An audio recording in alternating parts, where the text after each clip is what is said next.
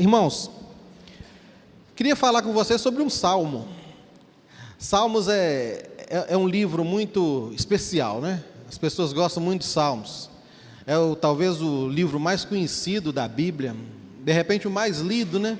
O mais citado, aquele que é mais fácil de abrir, né? Você já abre no meio da Bíblia, você já cai nele, pá, está lá. E quando você abre nele, você é apresentado a uma literatura que é maravilhosa, uma literatura envolvente, né? uma literatura que te atrai, que realmente te atrai muito. Uma literatura mais... Deixa eu até abrir aqui no... Olha só, eu tava em Provérbios, no lugar que... Ainda engana, né? Ainda engana a gente. Então, essa literatura que é muito atraente. E os Salmos é um livro muito bem organizadinho, muito bem organizado. Na verdade, é uma coletânea de 150 composições, são cânticos usados na liturgia do povo de Israel. É um cancioneiro assim, muito bem organizado, muito bem dividido. Ele é dividido em 5 livros. Você já prestou atenção nisso? O Salmo 90 que a gente leu aí, se você ver em cima do Salmo 90 lá, 4º livro, livro 4. E a partir dali vão ter uma sequência de salmos, de canções que estão no livro 4. Lá no Salmo 1 você vai ver, né, livro 1 em cima, que a editora coloca. Então ele é dividido, ele é bem organizado em 5 livros e também em gêneros, gente. Os salmos são de vários gêneros.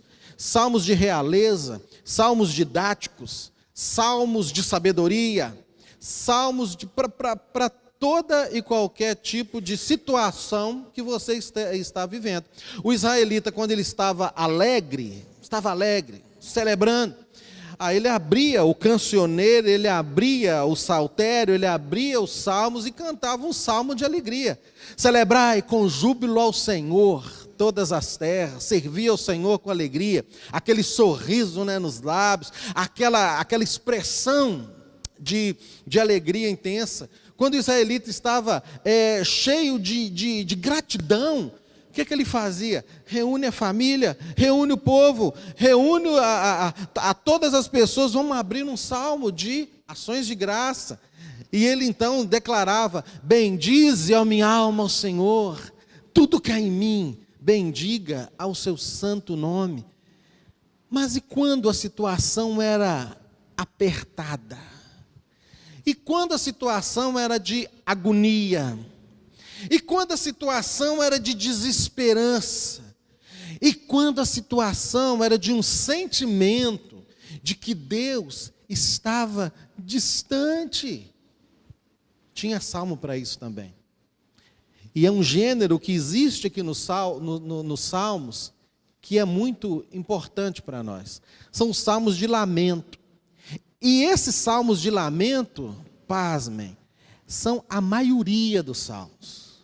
Cerca de 60 são de salmos de lamento. Lamento coletivo, lamento individual. Salmos que você é levado a cantar frases difíceis, frases que você está no meio de uma desesperança total e que vão extrair de dentro da sua alma todas as realidades que estão lá, que estão dentro da sua alma. Salmos de lamento são muito difíceis de cantar, mais difíceis do que o de alegria, que você está no júbilo, né, do que os salmos de gratidão. Os salmos de lamento realmente eles escancaram as realidades da alma. E é um salmo de lamento que eu queria trabalhar com vocês nessa manhã. Não sei a sua situação, eu sei de uma coisa: você já viveu situações assim, de agonia, de desesperança, de necessidade de desabafo. Você pode estar vivendo isso hoje, nessa manhã, e olha, você vai viver. Tá? Isso. Você vai passar um dia por isso. Haverá algum momento que você vai precisar de soltar essas frases difíceis do lamento. E aí eu quero te encorajar a não correr disso. a de fato pronunciar essas frases difíceis do lamento. Eu queria que você abrisse sua Bíblia no Salmo 13. Salmo 13. Nós vamos fazer a leitura desse salmo. Gostaria que você acompanhasse essa leitura. E perceba algo muito peculiar também nos salmos de lamento. Eles têm uma estrutura que é própria deles. Começam com uma queixa muito intensa. Uma queixa, assim que é um protesto muito veemente. Todo salmo de lamento começa assim. Mas como é uma canção, essa canção vai se desenvolvendo.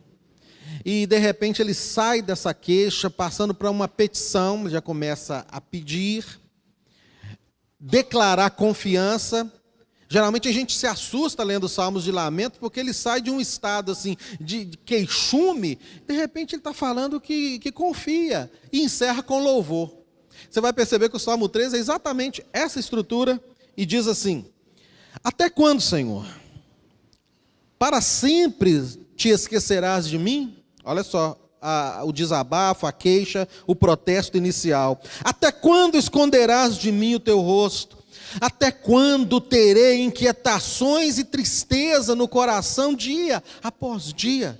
Até quando o meu inimigo triunfará sobre mim? Agora ele vai passar para aquela petição. Olha para mim e responde, Senhor, meu Deus. Ilumina os meus olhos, ou do contrário, dormirei o sono da morte. Os meus inimigos dirão, eu o venci. E os meus adversários festejarão o meu fracasso. Agora ele vai para um louvor, surpreendente louvor. Eu, porém, confio em teu amor, o meu coração exulta em tua salvação. Quero cantar ao Senhor, pelo bem que me tem feito. Quero cantar ao Senhor, pelo bem que me tem feito. Vamos falar isso? Quero cantar ao Senhor, pelo bem que me tem feito. Amém. Eu quero falar com vocês nessa manhã sobre frases difíceis no momento da agonia. E a primeira frase que eu quero pontuar aqui é a que abre o salmo. Até quando, Senhor? Por que essa frase é tão difícil? É como se você chegasse para o seu patrão e desse a você mesmo se desse, né, na liberdade de chegar para ele e soltar os cachorros. Sabe como? O patrão, hein? Correndo o risco de ser mandado embora. Até quando o meu salário vai ficar desse jeito? Até quando a minha família vai sofrer por causa desse salário tão baixo? Até quando o ambiente de trabalho aqui vai estar desse jeito? Ter coragem de chegar para o patrão e falar isso, você teria? Acho que não. Quanto mais para o Deus soberano, quão difícil é rasgar o coração para Deus e se queixar com Deus e de repente do próprio Deus. A nossa tendência, irmãos, é de abafar isso. É de, num momento de sofrimento, onde você está sentindo um aparente abandono de Deus, mas segurar. Mas às vezes a agonia é tão intensa que é necessária. É necessária essa pronúncia. Senhor, meu Deus, até quando eu vou me sentir como eu estou me sentindo? A nossa tendência é de abafar isso. Mas o salmista, ele chega num ponto que ele começa a soltar essa difícil frase. E aqui, esse até quando, o hebraico aqui é uma interjeição, é algo que ele chega de uma forma muito intensa, esfregando as mãos, sabe, diante de Deus, e dizendo, e pronunciando esse até quando. E Davi, quando ele fala esse até quando, ele está abrindo as portas da sua alma, escancarando as portas da sua alma, expondo a fragilidade dele. É algo que ele já não pode esconder mais. Eu sou frágil, estou enfrentando a situação de perseguição intensa. Até quando vai isso? E ele expõe isso para Deus, para o Senhor. Ele está expondo os seus medos. Ele está tendo coragem de expor esse sentimento de abandono que ele estava vivendo ali. Nós precisamos nos atrever a isso, irmãos. A encarar o sofrimento, a agonia, a dificuldade. Sim, encarar isso, olhar para dentro de nós, vemos o que está aqui precisando de sair, de soltar, de desabafar, e chegar diante do Senhor, e desabafar com Ele, e falar com Ele, e expor a Ele esses ambientes, sabe, esses ambientes da alma, esses cômodos da alma, essas escuridões da alma, que nós evitamos arrumar, evitamos visitar. É hora de nos expormos ao Senhor e falar e liberar palavras presas da alma, como por exemplo, está doendo, estou com medo, estou ansioso. Até quando vai isso, Senhor? Até quando solta as realidades da nossa alma? E o Davi aqui, ele não economizou até quando. Em 2 versículos apenas, ele solta 4 até quando. Ele diz, até quando, Senhor? Para sempre o Senhor se esquecerás de mim? Que ousadia! Deus é um Deus que jamais se esquece, Ele não se esquece de nada, Ele conhece tudo. Tem pessoas que ficam na hora do seu sofrimento, daquele momento que você está soltando, né, aquilo que está dentro da sua alma de fato. Que isso? Como você vai fazer isso? Você não é crente não? Tem isso lá, né? Você não é crente não. Você não é crente não? Como é que fala uma coisa dessa? O sofrimento está impondo isso. E é necessário. Davi chega e fala para o Deus que não se esquece de nada, ele fala, até quando o Senhor vai se esquecer de mim? Para sempre, para sempre. Temos momentos que a agonia, irmão, vai crescendo. Quanto mais você ora, ou isso não acontece com você? Parece que quanto mais você ora, mais situações difíceis acontecem, parece que a resposta não vai chegar de jeito nenhum, E a gente vai vivendo numa falsa fé. Numa fé na fé. Eu tenho fé que com a minha fé eu vou e a fé do outro, você não tem fé nenhuma. É hora de você chegar e reconhecer isso. Até quando, Senhor? O Senhor vai se esquecer de mim para sempre? Me falta essa fé.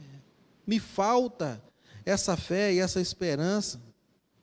É uma agonia grande. Parece que Deus se esqueceu de nós. O desabafo é inevitável, até quando? E Davi continua, naquele desabafo de quem está se sentindo abandonado, e ele dá um segundo até quando, ele fala, até quando o Senhor vai ocultar de mim o rosto? Como é que fala para um Deus que está sempre diante de nós? A gente sabe que Deus é assim, mas o estado que Davi estava era de alguém que estava se sentindo abandonado, e ele fala, ele despeja todo o sentimento da sua alma. Eu estou sentindo como se o Senhor estivesse com o rosto voltado, virado para mim.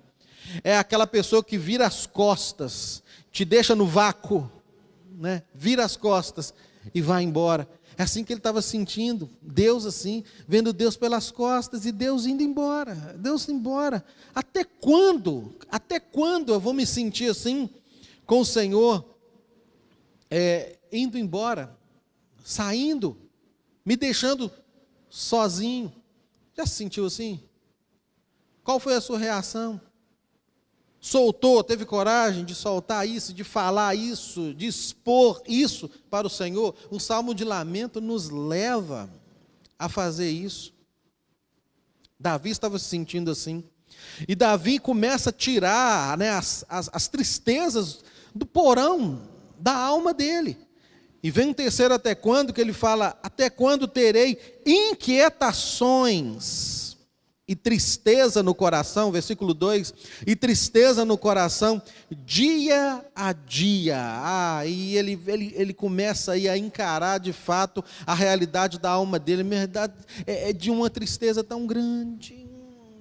Tristeza que talvez esteja vindo por situações que você esteja vivendo hoje. Tristezas que às vezes vêm, e eu tenho acompanhado muita gente assim, de coisas, tristezas, situações que nem chegaram. Está triste, está acuado no presente, preocupado com coisas do futuro, tem trazido isso, hora de chegar e falar com Deus. Tristezas por coisas que você viveu no passado, e que aquilo não sai.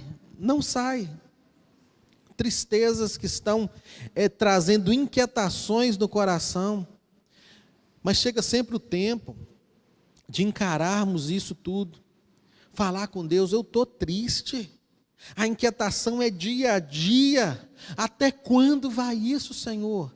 Isso é uma oração ao Deus de toda a terra, ao Senhor que tudo pode.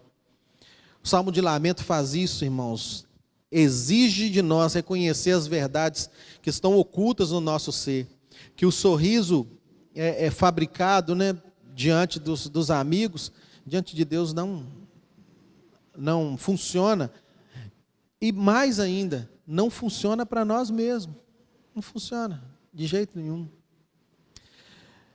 É hora de uma fala bem franca com Deus, isso é saudável para essa nossa saúde emocional e espiritual.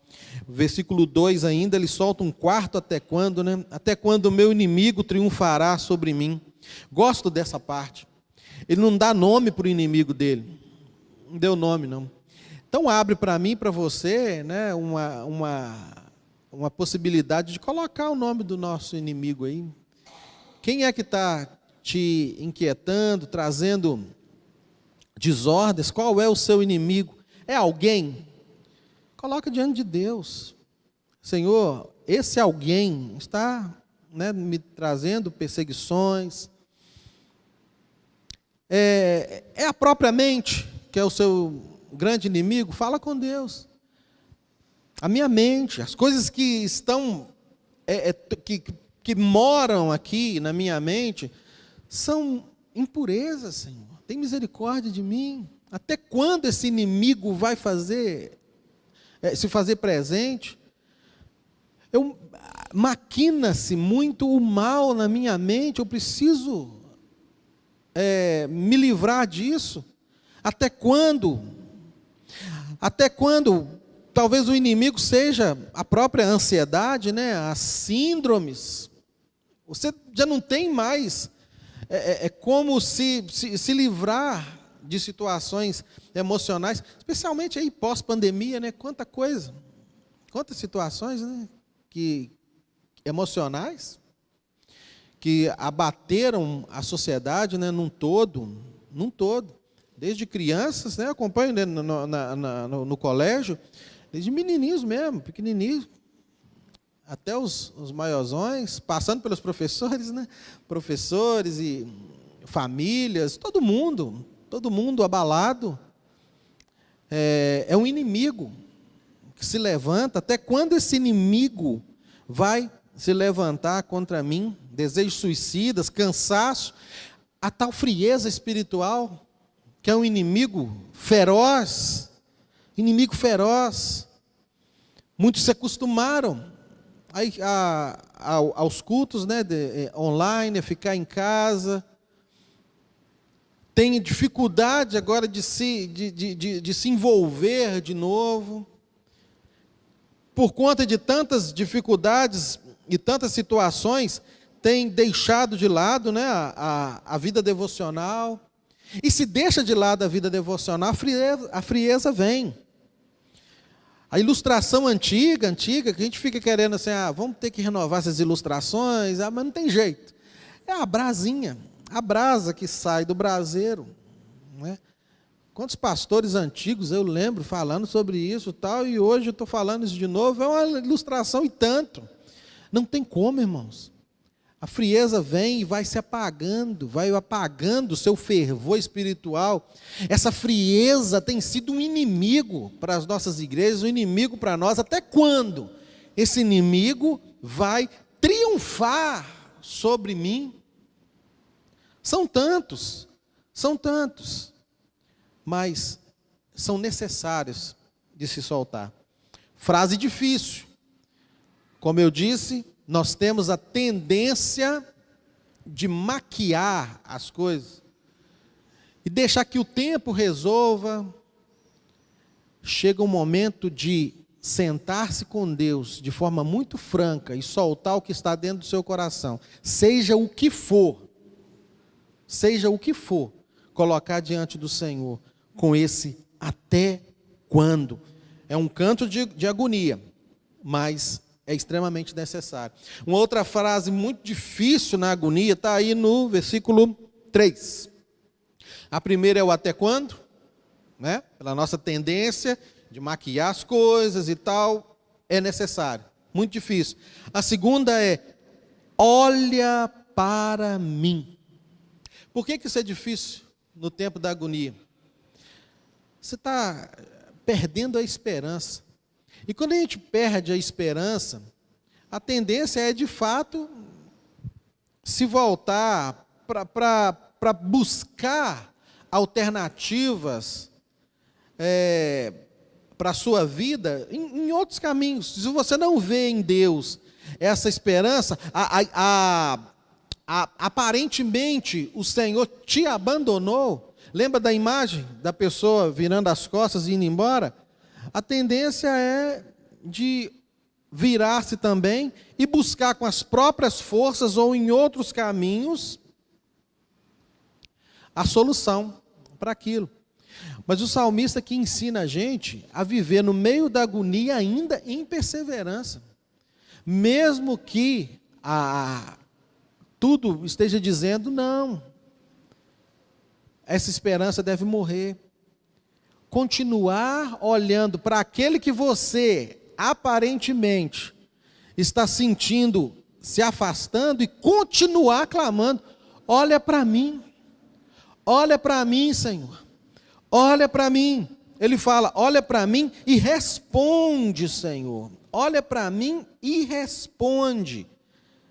Ilumina os meus olhos, ou eu vou dormir o sono da morte. Olha para mim.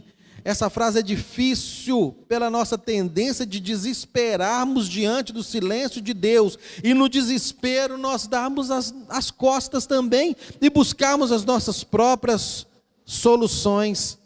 É difícil perseverar. Mas é necessário passarmos desse período da queixa para a esperança, mesmo em meio à desesperança. Lucas 18 traz uma ilustração, uma parábola, né? uma história que Jesus conta de uma mulher, de uma viúva, que tinha uma questão na justiça, que ela precisava que aquilo ali fosse julgado. Tinha uma alternativa na cidade, um juiz estava lá na cidade, só que o juiz não era uma pessoa boa. A Bíblia chama ele de juiz iníquo, um juiz que não faz o que ele quer e pronto, um juiz mau. Mas essa mulher foi até esse juiz mau, viúva, julga a minha causa. Ele é muito mau e ele está por cima da carne seca. Ele fala, não vou julgar essa causa.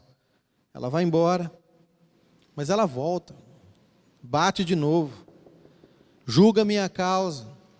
Não.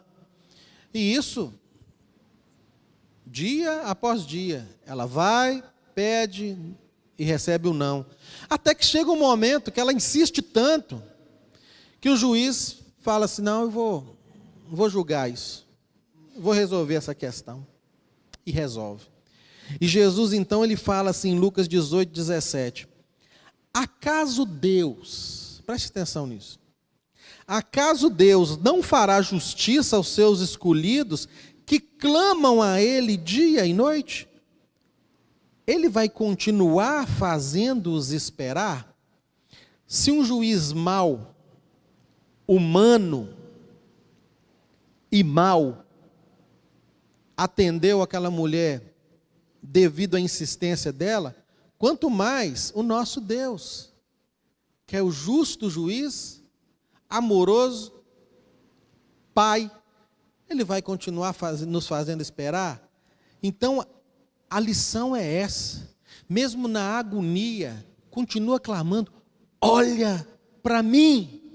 Talvez você perdeu até as forças de falar isso, irmão.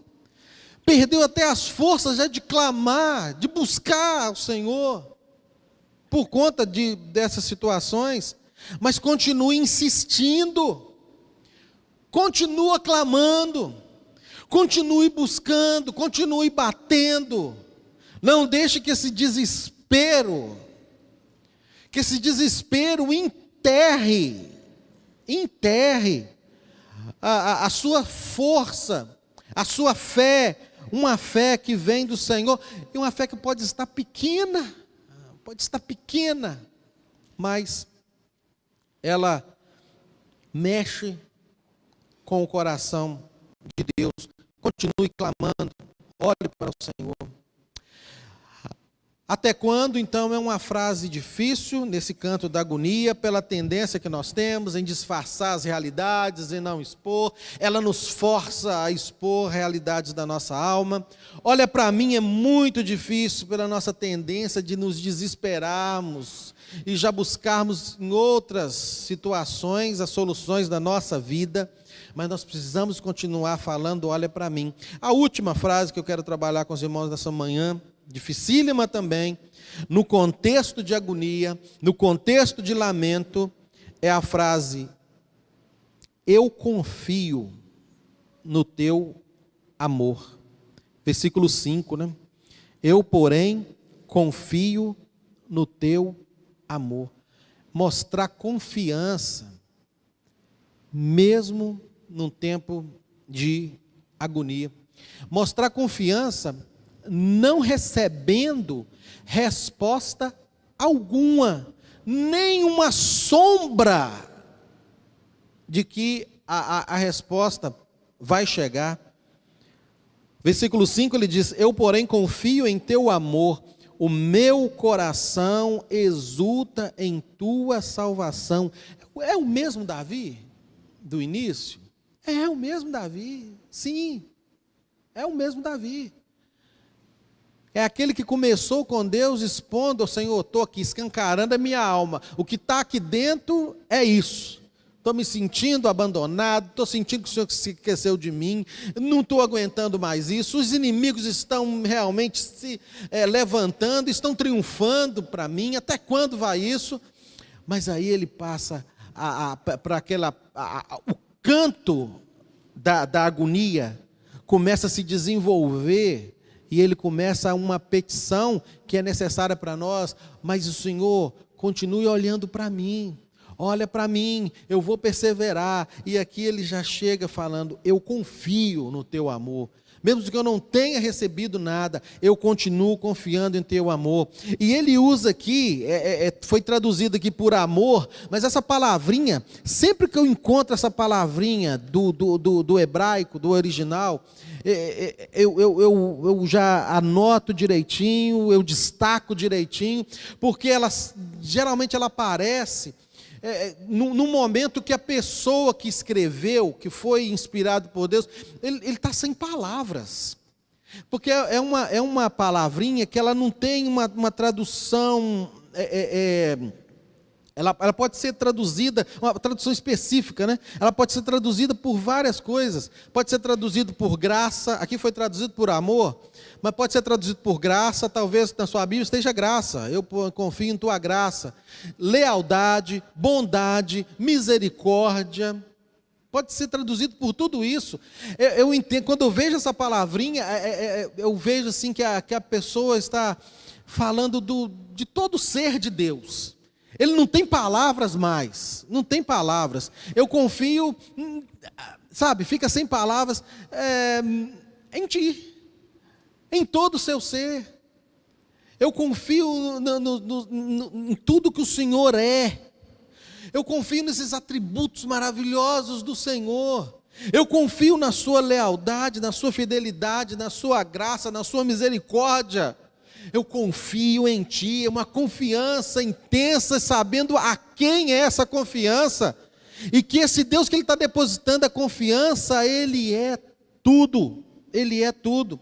O salmista então deixa realmente que a sua alma contemple o maior benefício para ele, que é confiar num Deus assim, um Deus que é leal, que é fiel, que é gracioso, que é misericordioso, que é bondoso, que é amoroso, um Deus que nos deixa sem palavras, totalmente sem palavras. E como não confiar num Deus assim, irmãos? Se você tem pedido a confiança no nosso Senhor, que ela seja renovada nessa manhã, em nome de Jesus. Como não confiar num Deus assim? Como não confiar num Deus que se revela a nós, que vem a nós, que usa pessoas, que usa a igreja, que usa música, que usa o que Ele quiser para nos falar? Continue esperando, continue confiando.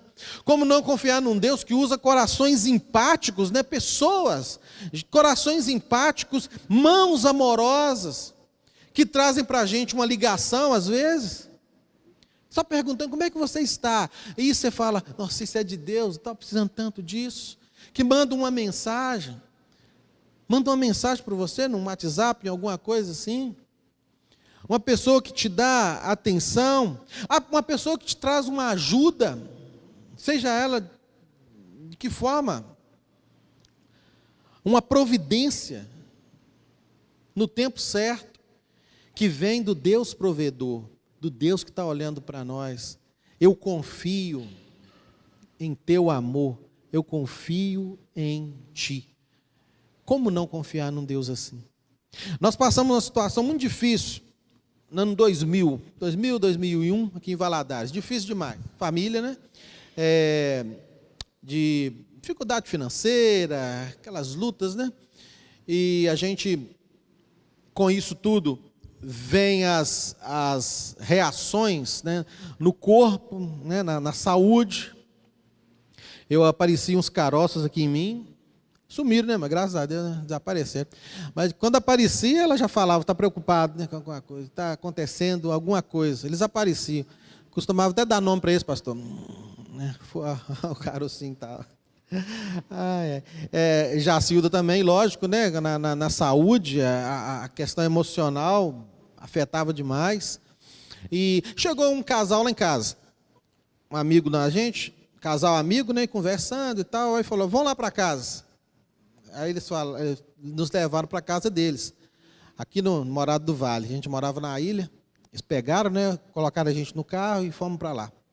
E lá a gente começou a conversar, eu conversando com o rapaz, meu amigo, na sala, falando, né, falando coisas normais, sobre futebol, sobre música, né, ele é músico também, a gente torce para o mesmo time e tal, ele só é batista e eu presbiteriano, mas no resto a gente estava em cima, né, e conversando, a minha esposa foi com a esposa dele lá para um outro cômodo, e elas conversando lá, e perceberam até algumas situações comuns, né, ali até mesmo na questão de enfermidades e tal. Mulher gosta de conversar também sobre isso, né? Às vezes fica até disputando quem tem a tireoide, a hipo, aí vai, o assunto rende, né? Aquele exame foi assim, eu preciso de fazer também. Não, eu vou, doutor o quê? Doutor Samuel, vou. Mas aí conversando foi bom, os meninos lá com os filhos dele. E depois, aí foi embora, foi um tempo muito bom, levaram a gente lá para a ilha de novo. No caminho, a gente conversando as dificuldades que a gente estava tendo, e até difícil de comprar fralda para os meninos, esse menino desse tamanhão, usando fralda, pensou? E ela falou, não, tem uma fralda aí, Turma da Mônica, que está num preço tão bom, tal. aquelas conversas de dentro de carro, vamos embora. Passou um tempo, gente, passou uns 15 dias, chega uma compra lá em casa, lá na ilha.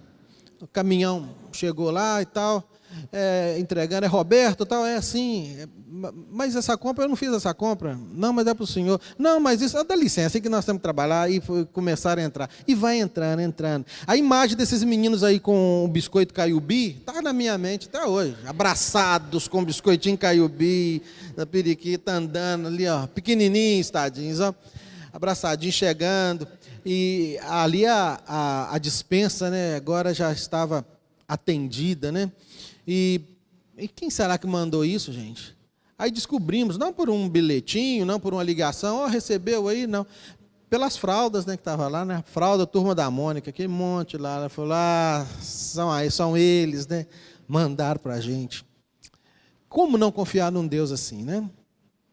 Que usa o ordinário, o extraordinário, que nos atende ainda em todas as situações que a gente tiver, por mais difíceis que sejam, né? Eu confio no teu amor, e é necessário realmente confiarmos nele, mesmo que a agonia, né, que o tempo de agonia diga, não confie, mas a gente precisa realmente confiar. Então, irmãos, nós vimos aí essas frases, que às vezes você não solta no meio da agonia e prefere maquiar as situações, esperar que o tempo resolva. Mas e a palavra de Deus nos confronta a podermos estar diante do Senhor nesses momentos e dizer para Ele mesmo, até quando, Senhor, vai essa tristeza na minha vida? Até quando eu estarei assim, assim, assim? Porém, Senhor, olha para mim. Eu estou sentindo o Senhor muito distante, mas olha para mim, insiste. E declara, né? Eu confio no teu amor. Mantenha essa palavra junto ao nosso Deus. Mas o Salmo ainda vai encerrar, falta o versículo 6, né? O Salmo vai encerrar de uma maneira muito, muito bela. Eu acho muito lindo isso. É como se o salmista pedisse licença aqui nessa manhã e falasse assim, pastor Maico, eu quero dar um testemunho. Aí ele chama o rei Davi aqui na frente para ele dar o testemunho dele. E o rei Davi dá o testemunho. Olha, irmãos, eu estou em tristeza, em perseguição, eu estou com inquietações na alma, tenho clamado a Deus, estou confiando no Senhor, mas não recebi nada. Não recebi nada ainda. Nada. Deus continua mudo. O céu continua como de bronze em cima de mim. Aí ele fala assim, mas eu quero cantar ao Senhor pelo bem que me tem feito. É o testemunho, mesmo no tempo em que nada aconteceu. Sabe por que Davi fala isso? Porque o que deveria acontecer, que é determinante, que foi determinante na vida dele, que é determinante na nossa vida, já aconteceu. Esse bem do Senhor já faz parte da nossa vida. E o bem do Senhor, para mim e para você, para a nossa vida, já veio. E o bem maior do Senhor, para mim e para você, para essa igreja, para a humanidade, é Jesus Cristo. É o bem maior do Senhor. Por isso eu quero cantar. Caminhando, cantando, mesmo no sofrimento, mas eu quero cantar pelo bem que o Senhor me tem feito. O Senhor me fez o maior bem, que foi tornar-se como um homem, estar aqui comigo. Em Jesus Cristo nós temos o maior bem da nossa vida. E Jesus Cristo é esse, que você pode recorrer em todos os momentos. Porque Ele já passou todas as agonias que você está passando. As frases difíceis desse canto da agonia, Ele já pronunciou por você. Quando ele disse, afasta de mim esse cálice, é como se ele estivesse dizendo, até quando, Senhor, eu vou sentir esse cálice do abandono, da ira de Deus sobre mim?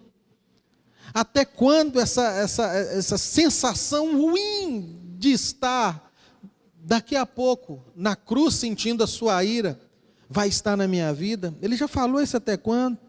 Ele já falou com o Deus meu, por que me desamparaste? Esse olha para mim, no meio da dificuldade. Deus meu, Senhor, eu estou me sentindo desamparado, mas olha, eu estou aqui. Olha para esses demais, perdoa essas pessoas, e Jesus continua na sua comunhão com o Pai. Quando ele diz, tetelestai, está consumado, é como se ele dissesse, está tudo pronto, a confiança valeu, eu continuo confiando no seu amor, está tudo pronto, agora é ser tomado, né, por ti no céu. O Senhor falou todas essas frases no momento de mais agonia da sua vida. Nós também vivemos momentos de agonia, de dificuldade, de desesperanças. Acima de tudo, confie nesse bem maior de Deus para a nossa vida. Confie em Jesus Cristo, que já sofreu tudo que nós temos sofrido. Ele entende muito bem a nossa dor. Então exponha tudo isso diante dele, sem medo, sem temor. Se é para desabafar mesmo, começa com ele, começa com Deus, desabafa com ele. Não perca a esperança. Olha para mim, continua olhando para mim, Senhor. E não deixe nunca de declarar a sua confiança nesse Deus, mesmo em tempos de desconfiança, irmãos. Que Deus assim nos abençoe. Vamos orar. Pai, nós louvamos ao teu nome pela sua palavra, pela riqueza da sua palavra. Muito obrigado, meu Deus, porque o Senhor nos confronta.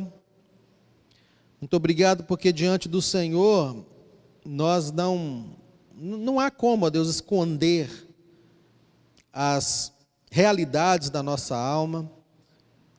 Que nós possamos deixar de fazer essas coisas, ó Deus, parar de maquiar realidades sombrias e colocá-las diante do Senhor, com um até quando veemente, mas que não deixemos nunca, Deus, de continuar esperando em Ti, pedir para que o Senhor olhe para nós e declararmos mesmo em meio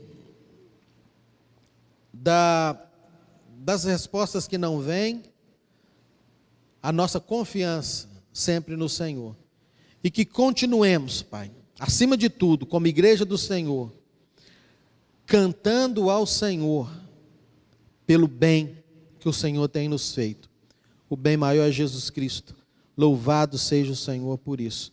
Continue abençoando essa igreja, o pastor, o conselho, e que essa igreja continue crescendo na graça, no conhecimento do Senhor, e sendo aqui, ó Deus, uma agência para proclamar esse evangelho, Pai, puro, simples, mas poderoso, para transformar vidas aqui nesse bairro e nessa cidade. No nome de Jesus oramos, Pai. Amém.